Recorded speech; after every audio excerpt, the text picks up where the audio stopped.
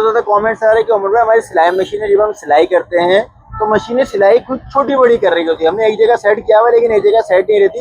मैं आपको दिखाता हूँ क्या मसला होता है और इसका सॉल्यूशन क्या है। देखिए बात ये होती है, आपने मशीन की चाल खोल दी, अब आप मशीन को चला रहे हैं, मशीन कभी छोटी सिलाई कर रही है, कभी बड़ी सिलाई कर रही है, कभी छोटी सिलाई कर रही है, कभी बड़ी सिलाई कर रही है। ये देखें आप, मैं आपको फिर निकाल कर दिखाता हूँ।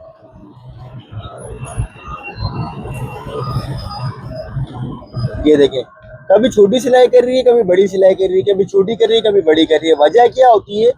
देखें, मशीन का जो प्रेशर होता है ना, ये प्रेशर हो जाता है लूज, इसको अपने यहाँ से कर देना है टाइट। इसको आपने फुल टाइट कर देना है प्रेशर को, कि इसका प्रेशर जो है सेट हो जाए। टाइट होने के बाद और फिर जब आप मशीन को चलाएंगे तो आपकी मशीन बिल्कुल एक्यूरेट सिलाई करेगी, एक जैसी सिलाई होगी इसकी। आप छोटा बड़ा टांगे का जो प्रॉब्लम है वो आपका इंशाल्लाह सॉल्व हो जाएगा।